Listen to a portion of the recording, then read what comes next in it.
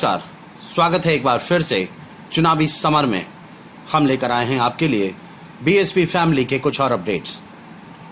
चीन के साथ जारी गतिरोध के बीच शरद पवार ने राहुल गांधी को याद दिलाया कांग्रेस का काला इतिहास। जी हां, जैसा कि हम जानते हैं कि भारत और चीन के बीच तनाव बढ़ता जा रहा है, वहीं भारत में चीन के खिलाफ काफी आक्रोश भी देखा जा रहा है। लेकिन कांग्रेस के पूर्व अध्यक्ष राहुल गांधी चीन के मुद्दे पर लगातार केंद्र सरकार पर हमलावर हैं, जिसके बाद अब एनसीपी प्रमुख शरद पवार ने राहुल गांधी को उनके काले इतिहास का आईना दिखाया।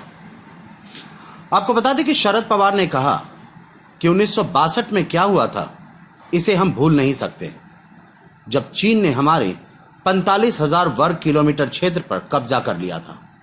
उन्होंने कहा कि मुझे नहीं पता कि वर्तमान में चीन ने जमीन ली है या नहीं, लेकिन इस मुद्दे पर बात करते वक्त हमें इतिहास को याद रखना चाहिए। फिर शरद पवार ने राहुल गांधी को सीख देते हुए कहा कि राष्ट्रीय सुरक्षा को लेकर राजनीति नहीं करनी चाहिए। शरद पवार ने आगे कहा कि लद्दाख में गलवान घाटी की घटना को रक्षा मंत्री की नाकामी बताने में जल्दबाजी नहीं की जा सकती, क्योंकि गश्त के दौरान भारतीय सैनिक चौकन्ने थे। उन्होंने कहा कि यह पूरा प्रकरण संवेदनशील है, क्योंकि गलवान घाटी में चीन ने उकसावे वाला रुख अपनाया। पवार ने कहा कि चीनी सैनिकों ने हमारी सड़क पर अतिक्रमण करने की कोशिश की और धक्का मुक्की की। उन्होंने कहा कि वहां गश्त चल रही थी और झड़प हुई, इसका मतलब है कि सैनिक चौकन्ना थे। शरद पवार ने कहा कि अगर सैनिक वहां नहीं होते तो आपको पता भी नहीं चलता कि कब चीनी सैनिक आए और कब गए। इसलिए यह सेना की बहादुरी है, ना कि किसी की नाकामी। इसके साथ ही शरद पवार ने चीन के साथ युद्ध की संभावना से इनकार किया। शरद पवार ने कहा कि चीन के साथ अभी युद्ध की कोई आशंका नहीं है, लेकिन चीन ने निश्चित रूप से दुस्साहस किया है, क्योंकि गलवान में हम जिस मार्ग का निर्माण कर रहे हैं वह हमारी सीमा पर है।